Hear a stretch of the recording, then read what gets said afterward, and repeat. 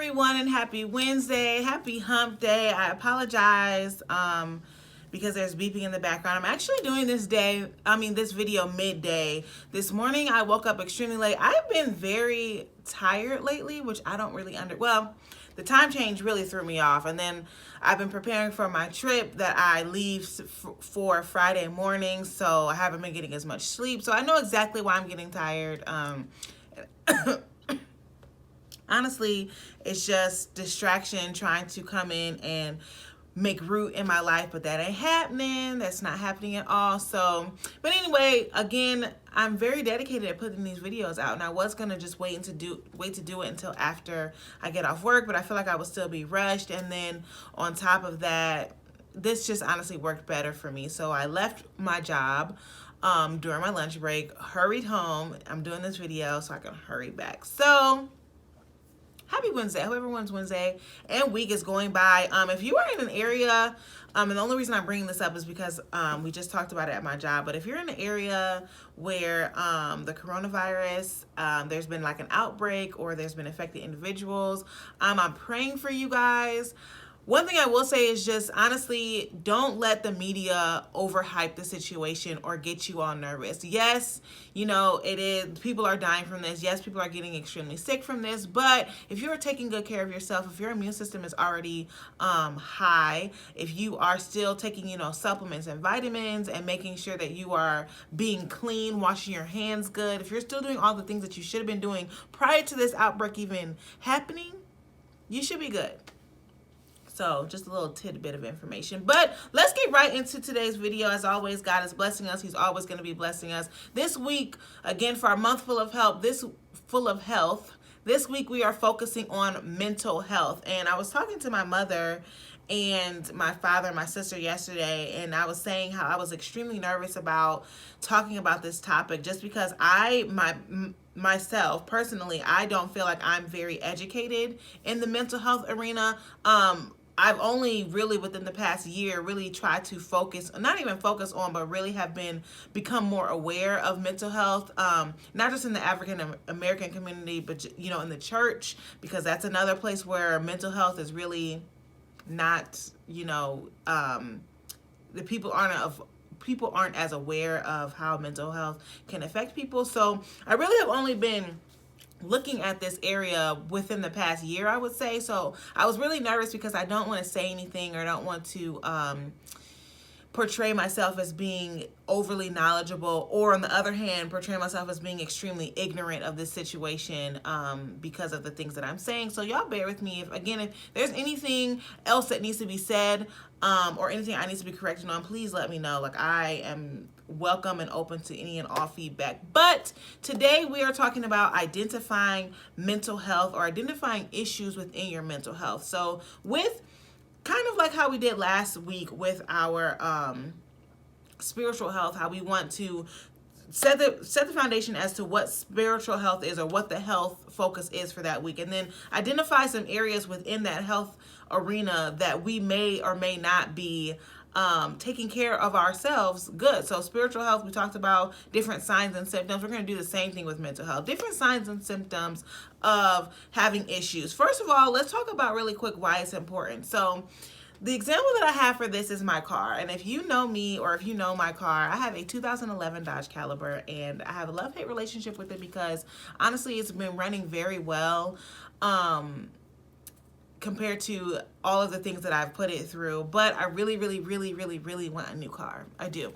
But I paid this car off, so I'm not in any rush to get a new car. However, or knowing that I should be making sure that I'm taking good care of my car. But there are some things, and this is not just for my car, but for anyone who has a car, especially an older car, there are some things that if you continue to cover it up, like if you know there's an issue with your car. Like my car, sometimes it has trouble starting, and I know I need to take it in to get fixed, but sometimes it has trouble starting, I'm not gonna lie, especially when it's cold. Like, it just has trouble starting.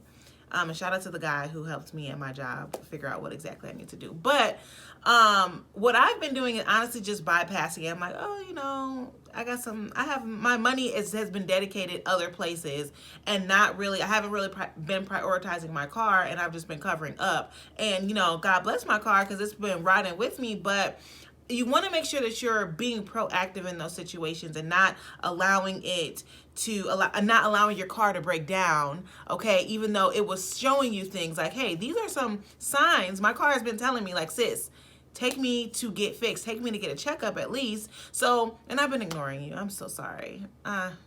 Don't follow my example for cars at all. But similar to cars, is the same thing with our health, specifically our mental health for this week. If you have identified signs and symptoms within yourself that may elude you into thinking that, hey, I maybe need to spend some more time or energy or pay more attention to my mental health, do not cover those things up, because especially for your mental health, continuing to bottle those situations really allows your mental health to spiral out of control, and then you get into things like depression or severe anxiety, where you have to be diagnosed by a doctor and put on prescription drugs. And me personally, I don't want to have to take any prescription drugs for life in order to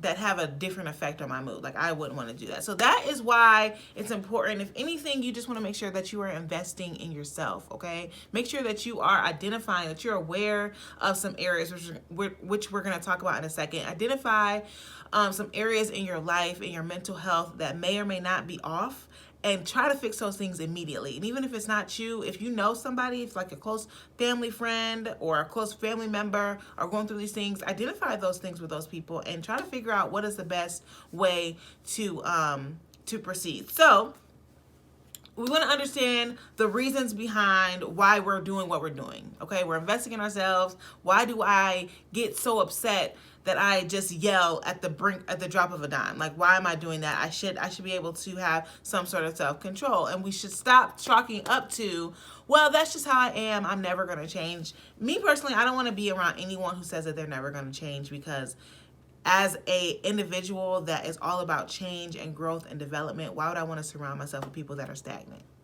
You shouldn't want that for you either. So here are some signs and symptoms, just some stuff that I've done in my research that, and I did write it down, so you may see me looking down. But signs and symptoms of mental illness, or that you may need to pay more attention to your mental health. So constant sadness or tiredness, okay? And I know I've been tired a lot lately. I know exactly what it's for, but I do, even though I'm tired a lot this week because I haven't been getting a lot of sleep, I still need to pay attention to how it's affecting my mood or how it's affecting my mental health. So constant sadness or tiredness, feeling overwhelmed or stressed, reduced need of sleep. So if you feel like you don't need a lot of rest or you don't need a lot of sleep, that is a sign of a mental illness, or a sign that, not of a mental illness, but a sign that you need to pay more attention to your mental health. We as humans are not meant to work or to go hard 24 hours of the day. We need a time for our bodies to rest and reset. So if you feel like you do not need that, check yourself, okay? Frequent fear of something. Okay, like if you're super anxious about something, or you're super afraid of something happening, whether it be physical or not, like super or a frequent fear of something. And then also limited focus and attention, which I feel like is major, especially with like ADD or ADHD or anxiety and stuff like that. So if you're experiencing any of this, it may be time to give your mind some tender, loving care. Okay, maybe time to just sit back and figure out, how can I relieve some of this tension out of my mind, okay? Because it may not be that you're tense in any other area, but certain things those are signs that there's some tension going on within your mind, within your mental. Okay, and we want to make sure that we're fixing those things. Okay, so on Friday we're going to talk about focusing, or what we need to do to focus on bringing our health, our mental health, back where it needs to be. Okay, because we shouldn't be tired all the time. We shouldn't feel overwhelmed or stressed. We shouldn't have a frequent fear of something. And it also deals with bills. Frequent fear of something, like if you're afraid of bill collectors, or afraid of losing money or something like that, you are putting too much stress on your mind. Okay, so on Friday we're going to talk about what we can do to help relieve that stress, relieve that tension from our minds. Okay, so thanks for bearing with me. I feel like this is a long video. I think I talked a lot, but thanks for watching. Hope everyone has a good rest of their month. I hope everyone has a good rest of the day today and a fabulous Thursday. I'll talk to you guys again on Friday. Bye.